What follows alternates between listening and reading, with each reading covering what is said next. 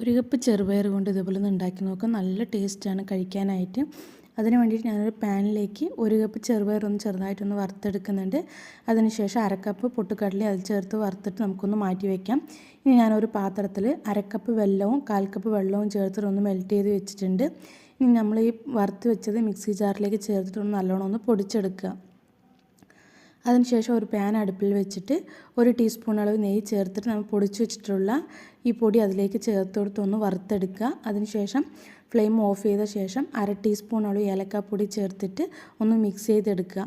ഇനി നമ്മൾ മെൽറ്റ് ചെയ്ത് വെച്ചിട്ടുള്ള വെള്ളത്തിൻ്റെ മിക്സ് ഇതിലേക്ക് കുറേശ്ശെ ഒഴിച്ചു കൊടുത്തിട്ട് നല്ലോണം ഒന്ന് മിക്സ് ചെയ്തെടുക്കുക.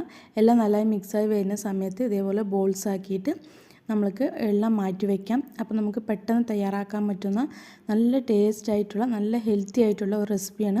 അപ്പോൾ ഈവനിങ് ടൈമിൽ ഇതേപോലെ കുട്ടികൾക്കൊന്ന് ഉണ്ടാക്കി നോക്കുക. നല്ല ടേസ്റ്റാണ് കഴിക്കാനായി.